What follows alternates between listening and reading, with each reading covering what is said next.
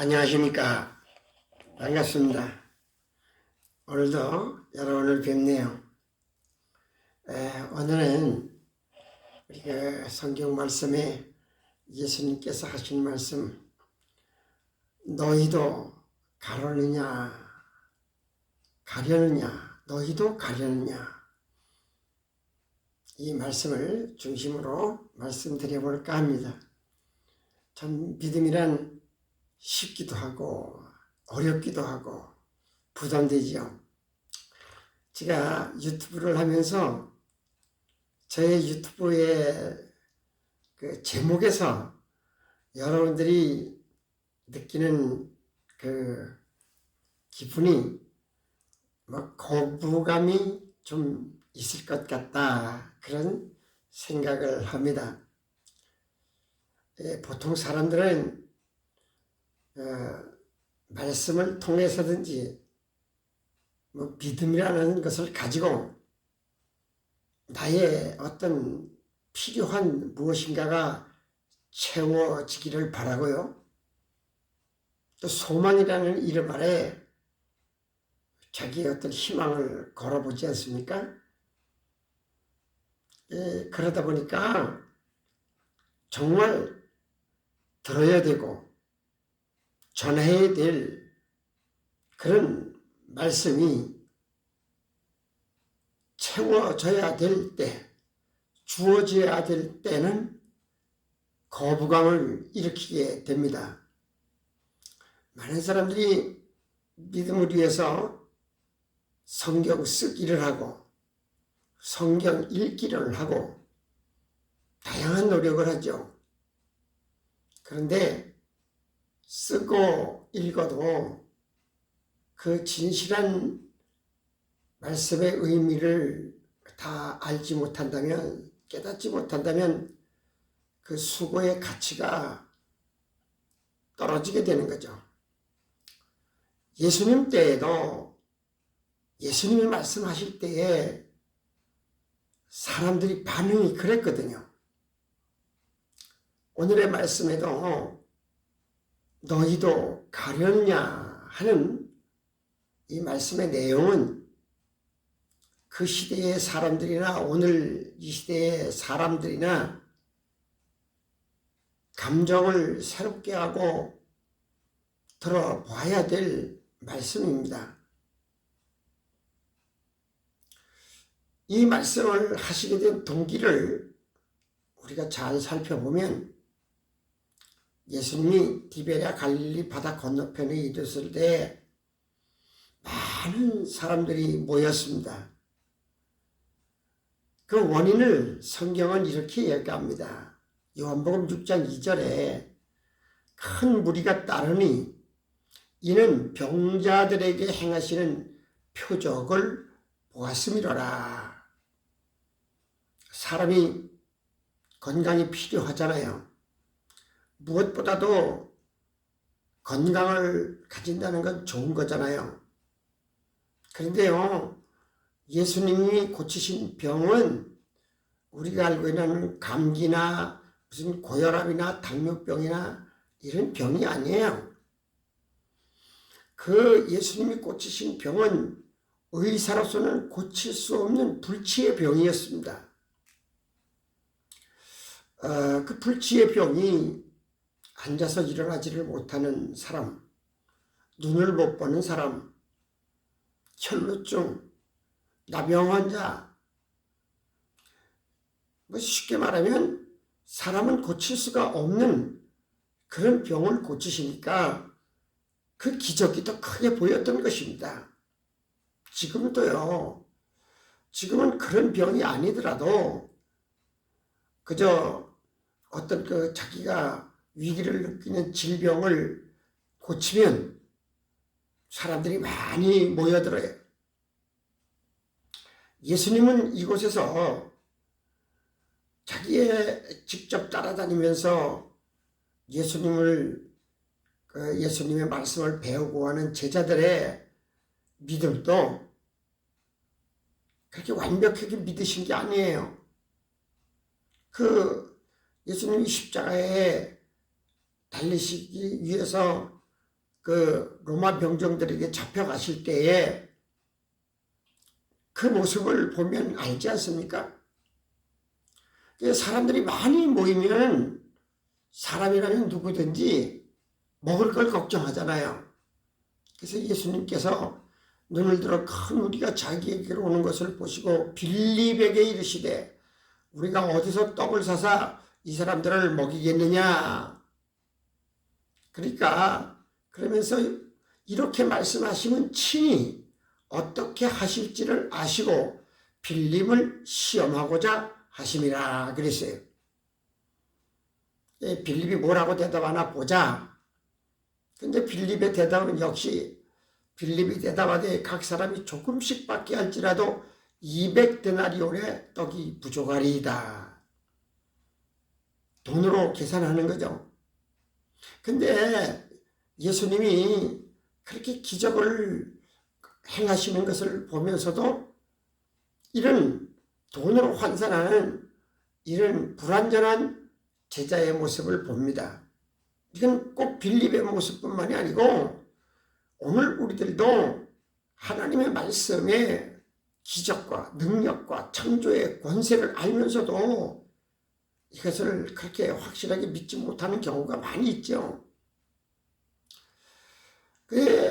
그 제자 중에 8절에 보면 제자 중 하나 곧 시몬 베드로 형제 안드레에게 예수께 여짜오되 여기 한 아이가 있어 보리떡 5개와 물고기 2마리를 가지고 있나이다. 그러나 그것이 이 많은 사람에게 얼마나 되겠습니까? 여기서도 이 물고기 2마리와 보리떡 5개를 내어놓으면서도 그 믿음은 그렇게 확실한 믿음이 아니었죠. 그런데요, 예수님은 그 물고기 2마리 보리떡 5개를 축사하시고 많은 사람들이 떼고 또 떼어줘도 다 먹고 남은 부스러기가 12광주리가 됐다 그랬습니다. 우리 구약성경에도 보면요, 엘리야가 사르밧 과부집에 가서 모자가 먹고 죽을 수밖에 없는 그런 양식이 있는데도 그 엘리야가요, 하나님께서 그것으로 보내신 말씀이 있어요. 내가 그곳에 가면 과부에게 너에게 먹을 양식을 줄 거다 라고 하신 약속을 믿고 그거 한 끼 먹으면 모자가 죽을 수밖에 없다 그래도 가져오너라. 그래서 그 떡을 먹고 축복해 주셨더니 많은 항아리에 갖다가 그 기름 밑바닥에 조금 한 방울 남았던 것을 따르고 또 나오고 또 나와서 가득 채워졌잖아요. 그래서 여기에서 이런 것들을 보면서 예수님도 떡을 떼고 또 떼고 떡을 또 떼고 그래도 그것은 참 많은 기적을 나타냈습니다. 이제 중요한 것은 예수님의 본론입니다. 요한복음 6장 14절에 보니까 그 사람들이 예수께서 행하신 이 표적을 보고 말하되 이는 참으로 세상에 오실 그 선지자라 하더라. 그러니까 이것은 자기들의 만족이죠. 자기들이 바라던 게 됐다. 자기들의 소원이 이루어졌다. 그런데 예수님은 사실은 그런 사람들의 기대와 만족하는 그런 거로 목적을 삼고 오신 분이 아니거든요. 그분은 세상을 구원하러 오신 분인데 병 낫고 배부르게 먹고 하는 이것을 가지고 만족해하는 사람들. 그래 그 사람들이 무슨 생각을 하냐면 요한복음 6장 15절에 그러므로 예수께서 그들이 와서 자기를 억지로 붙들어 임금으로 삼으려는 줄 아시고 다시 혼자 산으로 떠나가시니라 이랬습니다. 주님을 이해하지 못하는 사람들, 믿음을 이해하지 못하는 사람들, 구원의 진리를 이해하지 못하는 사람들, 그들은 오직 세상의 것으로만 만족해서 이분이 임금이 되면 좋겠다, 이 예수가 왕이 되면 좋겠다 하는 그 마음을 읽으시고 혼자 산으로 떠나가셨습니다. 지금도 주님을 이해하지 못해서 내가 함부로 행동할 때 주님은 혼자 산으로 가십니다. 이런 실정을 우리 현대인들이 아는지 이해하는지, 그 이후에 다시 예수님을 가버나움에서 만납니다. 역시 사람들이 많이 모여서 예수님을 환영하죠. 왜? 기적과 이사를 나타내고 병자를 고치고 떡을 떼서 나눠도 광주리가 넘치고 하니까. 그래 6장 25절에 보면 바다 건너편에서 만나 랍비여 언제 여기 오셨나이까 하니, 여기서 구세주요 메시아로 보는 게 아니에요. 랍비여 선생님 여기 언제 오셨습니까? 그랬더니 예수님이 대답을 그래 하십니다. 예수께서 대답하여 이르시되 내가 진실로 진실로 너희에게 이르노니 너희가 나를 찾는 것은 표적을 본 까닭이 아니요 떡을 먹고 배부른 까닭이로다. 예수님의 표적은 뭡니까? 표적은 왜 행하십니까? 그저 병 낫고 잘 먹고 잘 살아라고 고쳐주는 게 아니에요. 그 표적과 기사를 통해서 하나님의 사랑을 알고 구원의 은총을 알아서 믿음 생활 잘하고 하는 거예요. 그런데 지금 너희가 모인 거는 떡 먹어서 배부르고 병 고치고 그럴 까닭이 아니냐.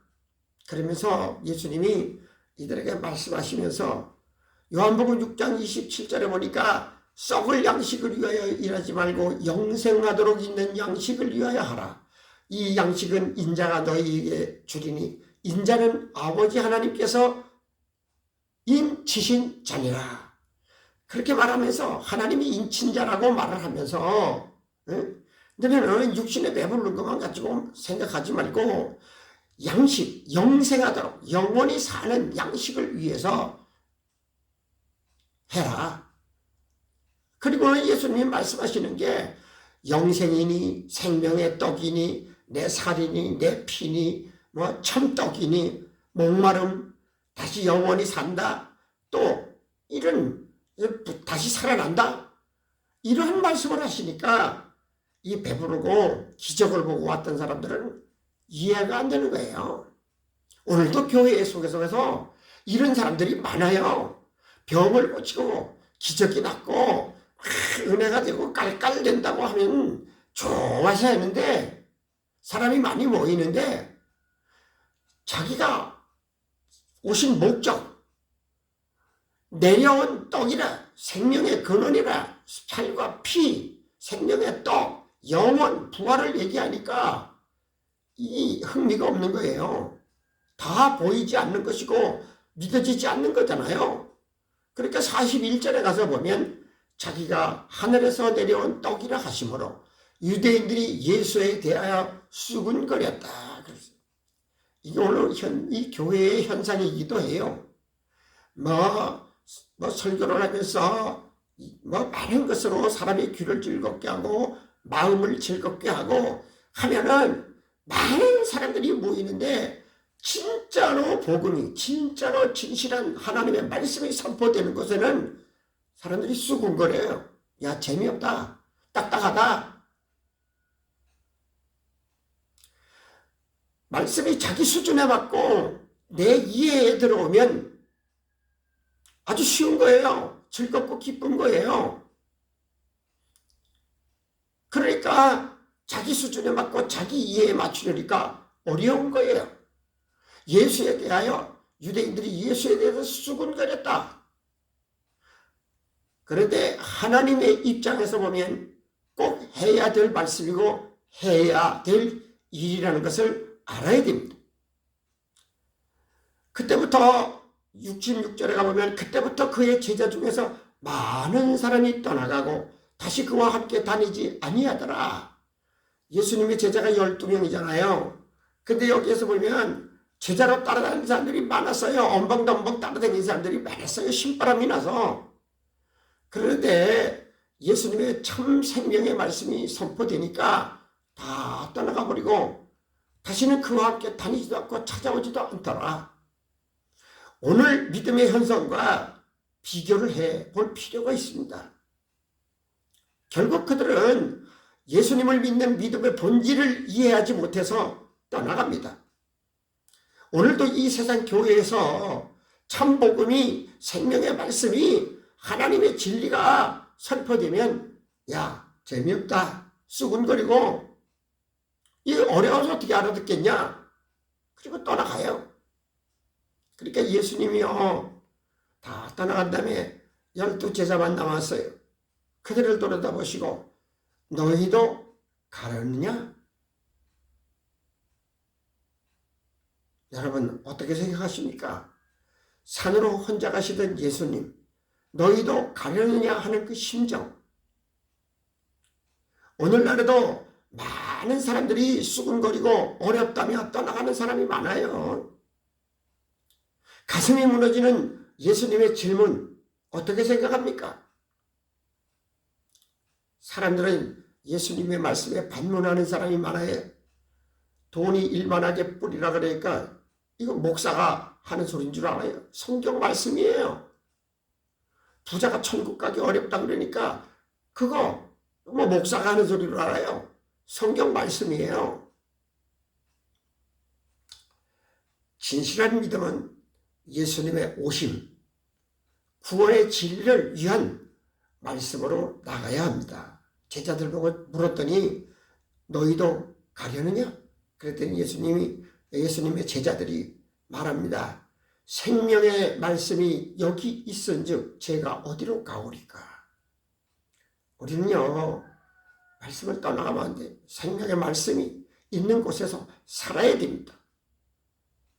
오늘도 이 말씀 잘 생각하시면서 너희도 가려내야 하는 그 주님의 말씀, 내 심령에 가득 담아서 내 생명의 말씀이 여기 있은즉 내가 어디로 가겠습니까? 라는 제자들의 고백을, 제자들의 다짐을 오늘 가슴에 담아 두시면 참 좋겠습니다. 감사합니다.